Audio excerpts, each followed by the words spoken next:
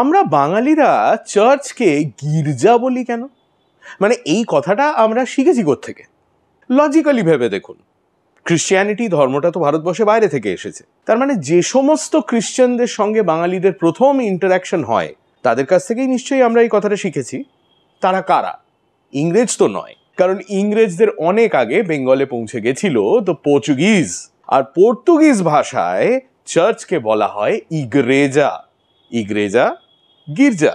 আর আপনি যদি খোঁজ নিয়ে দেখেন, আমাদের পশ্চিমবঙ্গের সব থেকে পুরনো যে চার্চটা সেটাও কিন্তু পর্তুগিজদেরই তৈরি করা, ব্যান্ডেল চার্চ।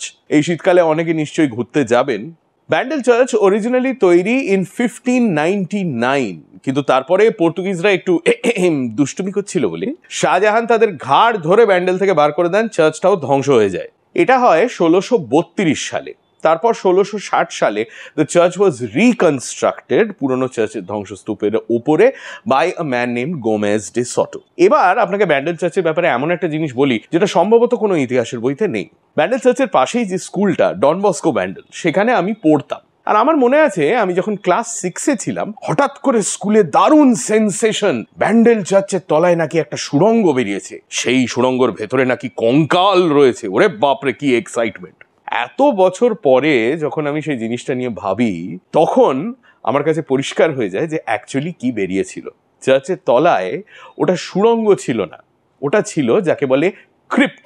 বহু চার্চে, স্পেশালি ক্যাথলিক চার্চেসে, চার্চের তলায় একটা করে ক্রিপ্ট থাকে। এগুলো হচ্ছে এক একটা ঘরের মতো, যেখানে অনেক সময় চার্চের যারা পাদ্রী তাদের কবর দেওয়া হয়, চার্চের সঙ্গে খুব ক্লোজলি কানেক্টেড মানুষজনকে কবর দেওয়া হয়। আপনি কলকাতায় একাধিক চার্চে ঘুরলে কিন্তু দেখতে পাবেন মেঝেতে নানান জায়গায় কারুর নাম খুব শর্ট ফর্মে, তার সঙ্গে একটা ডেট অফ ডেথ লেখা রয়েছে।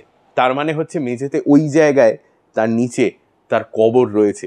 সেই ক্রিপ্টটাই চার্চে মেরামতের সময় অ্যাক্সিডেন্টালি বেরিয়ে পড়ে, যখন দেখা যায় যে মেঝের একটা টাইল একটু নড়বড় করছে। তো এই হচ্ছে ব্যান্ডেল চার্চ এর গল্প।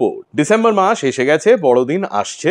চলুন এই মাসে কলকাতার ঐতিহাসিক সমস্ত চার্চের গল্পগুলো আপনাকে শোনাই।